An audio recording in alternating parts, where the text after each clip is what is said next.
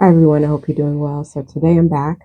I want to talk to you about why I started my creative journey and give you my story as a designer. So let me give you a little bit about my background. I grew up in California. I'm the youngest of six children, and my parents were working class. They did pretty well for themselves.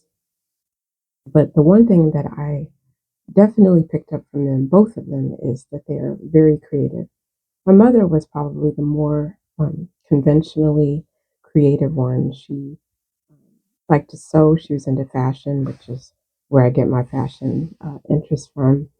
And the only thing about her is that she had six kids, so she had, six crumb snatchers more or less over a 30-year span to worry about. So that didn't leave a lot of time to really explore her creativity the way she wanted to. But she was an expert in the kitchen. She could sew. She was just really a brilliant person. And my father, likewise, he was a gardener. He built things.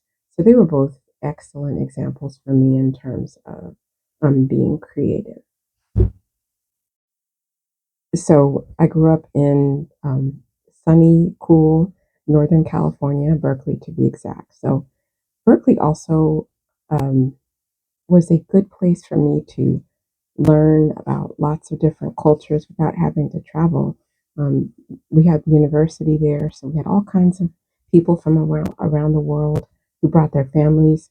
So I went to school with all types of people. I was exposed to all types of fashion and perspectives on fashion. So that helped definitely fuel my imagination. And as far as my education with being creative, I actually really excelled in math all through elementary school, through high school, through college. I majored in statistics, and then I went on to get a finance MBA. So I was mostly a what you would call a STEM student, mostly into mathematics. And believe it or not, I think math definitely helped shape my imagination as well. I haven't really made the connection yet, but wherever I found math, I found myself creating things. So um, that's the beauty of STEM. I'll get off into that at another time, but STEM definitely fuels your mind, it fuels the imagination, helps structure your mind as well. So I'm really grateful for that education, but I found a lot of my career in STEM um, professions tended to bore me, and I just ended up just not being a really good fit. I would be on a job at a desk job, and all I could think about when I was there was when I could get home and create something. So I've never had any formal education in any type of art.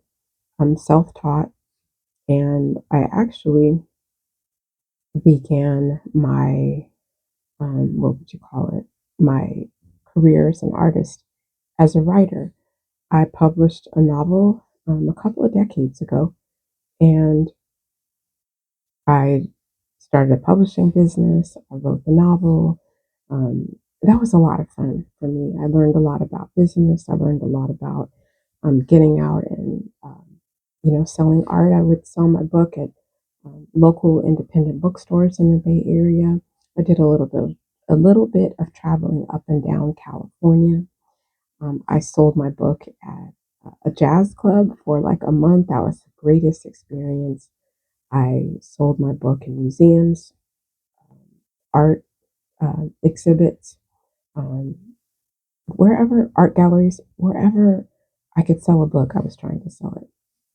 So that was a good experience. But I ended up leaving that behind for a while because the um, the book industry, the publishing industry, really began to change. A lot of the independent bookstores that I've worked with ended up closing and kind of caving into Amazon and Amazon Kindle. And if you're a book person, you know the rest of that story. So I'm self taught. in any type of art that I have picked up. Um, I did learn how to write, become a better writer in college through taking classes in African American studies. I was doing writing a lot of essays, and I really enjoyed those classes because once again they kind of got me away from math and science and into just being more creative with my mind. So, what I do several things. I crochet. So, crochet is a fiber art, and usually when you crochet with one needle. And I learned how to crochet from my grandmother when I was 5. So, my grandmother was also a great artist. She would create beautiful, uh, really world class quilts. She was just very creative herself. So whenever she would visit, she'd come by and show me how to quilt, which I still haven't really picked up, but I hope to one day. So she showed me how to quilt, she showed me how to crochet, and that stuck with me off and on over the years.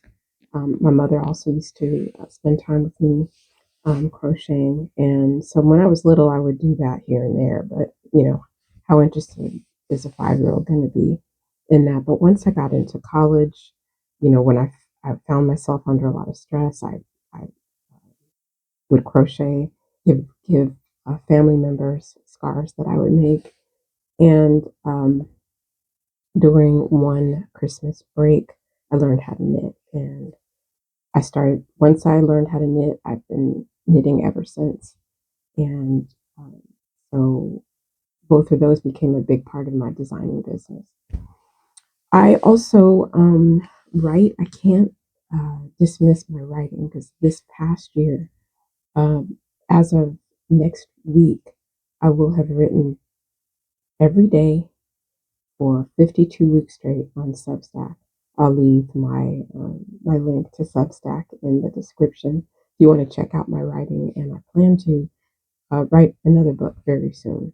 I don't know when or when I'll find the time to do it, but it is going to happen.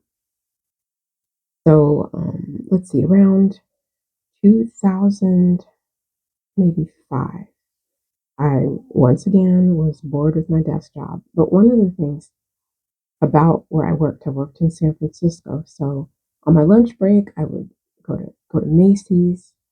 I loved their jewelry department, so I would buy mostly sterling silver, but a lot of costume jewelry. I needed it for work, and it was just something I liked to do. But after a while, I started looking at it and saying, okay, I could make this.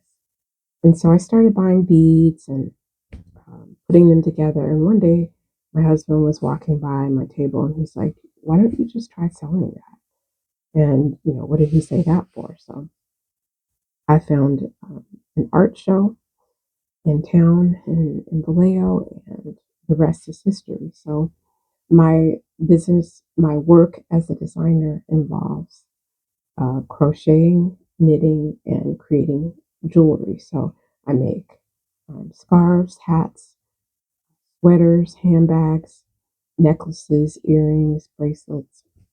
Um, whatever I can figure out how to make, I'm making it. So that's what I do. So one of the things that's happened recently is that I've started doing product reviews for Amazon. Most of those products are clothing and jewelry.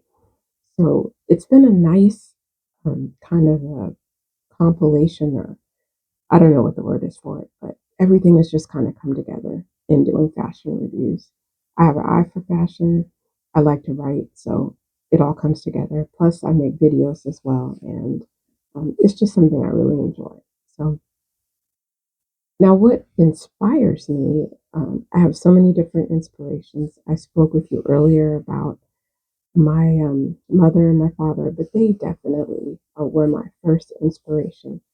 Now, my parents were really young people in the 1950s and 60s. So we have all these pictures of them, just dressed up. Everybody dressed up in the 1950s. My father always had a beautiful car. He always wore a hat, a suit, a coat. His shoes were always shined, and my mother was always in heels, um, a beautiful dress, makeup, hair, perfect.